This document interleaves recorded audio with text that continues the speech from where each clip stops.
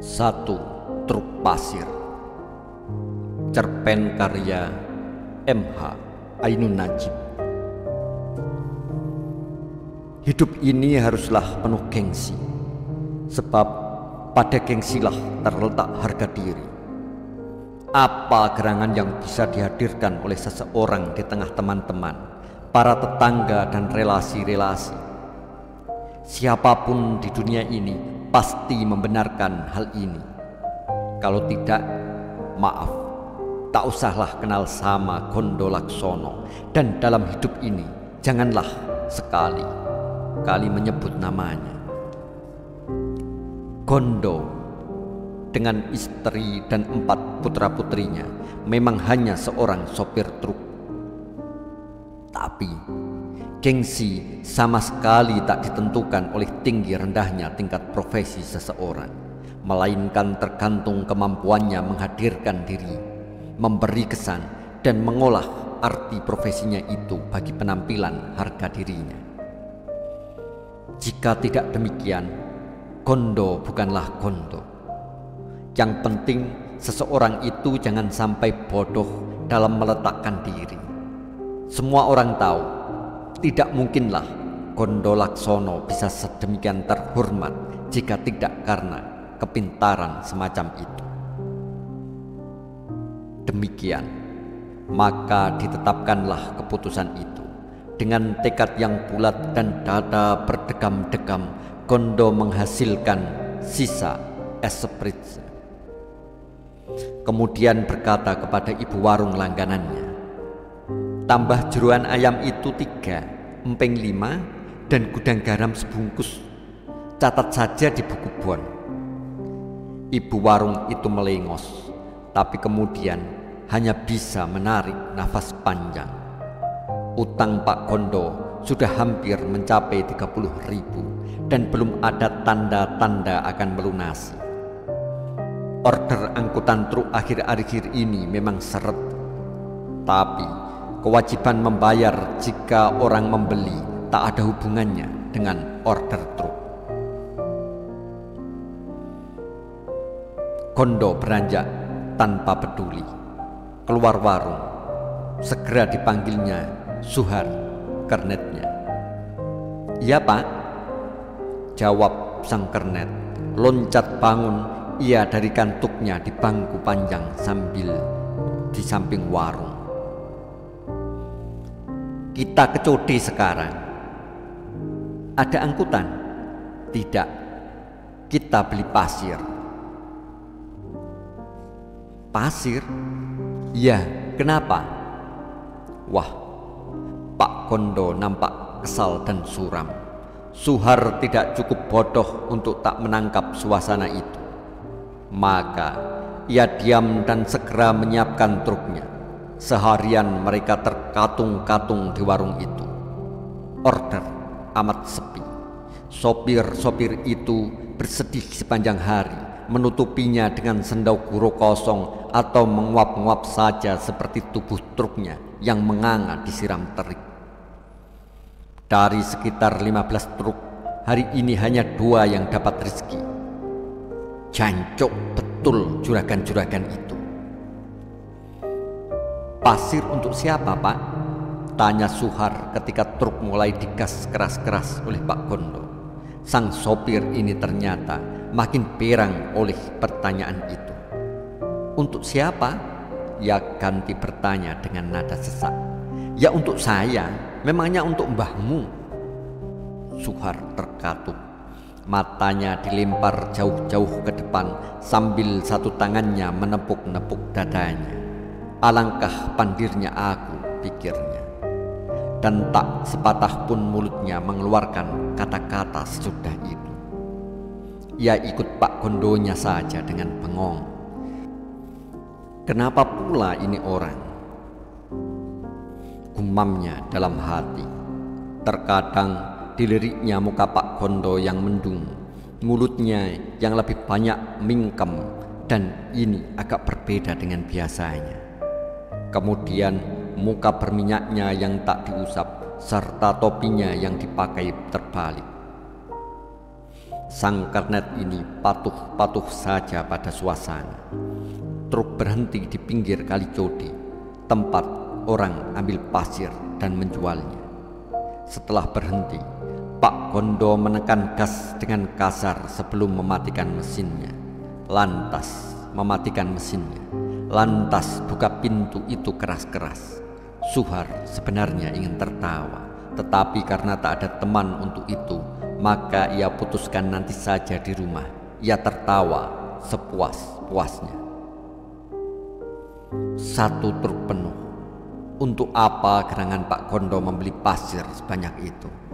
Rumahnya memang kecil, kira-kira 3 kali 5 meter, terbuat dari kayu sederhana, terhimpit di antara rumah-rumah pepat di pinggir jalan agak ke pinggiran kota.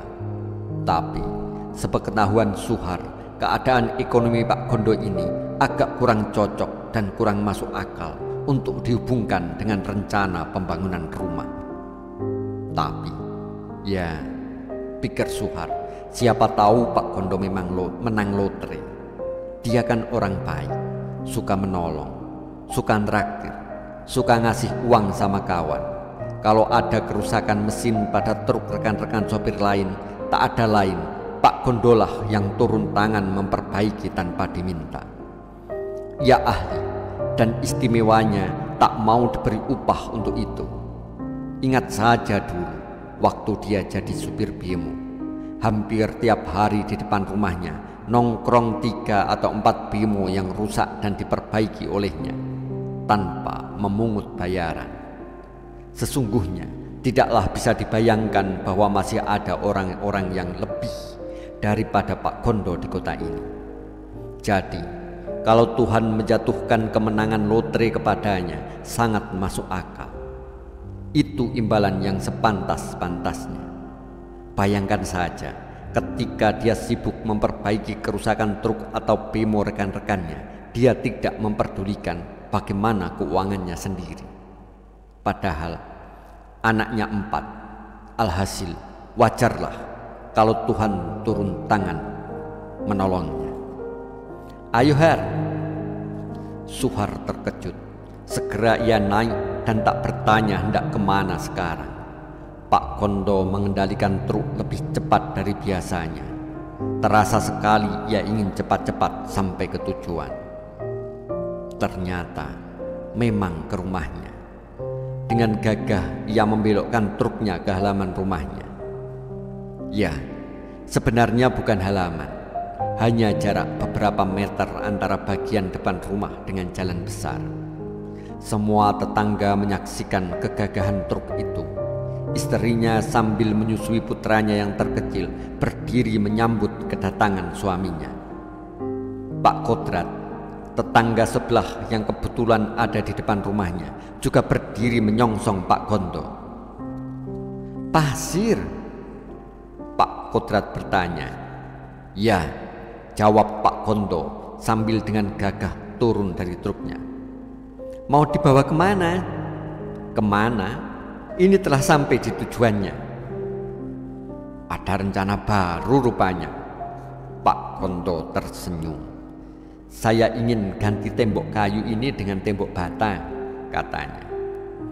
Pak Kodrat tersenyum-senyum, tapi istri Pak Gondo tampak heran oleh jawaban suaminya terhadap Pak Kodrat. Tapi di depan tetangga tentu saja tak baik ia bertanya sesuatu. Sementara Suhar menurunkan pasir itu dari truk, Pak Gondo masuk rumah. Istrinya mengambilkan minuman. Pak Gondo menghempaskan tubuhnya di kursi. Nafasnya tersengal-sengal. Istrinya muncul lagi dan meletakkan gelas minuman di atas meja dengan agak kurang hati-hati. Mau bangun dengkul ya? Ia bersungut-sungut dan kemudian duduk. Sekarang jelas bahwa ia menahan sesuatu. Nyonya Gondo Laksono itu berabak wajahnya, kemudian air matanya tak bisa dibendung lagi. Gondo meminum tehnya seteguk, kemudian ia meneruskan nafasnya yang berat. Dapat order tadi Pak?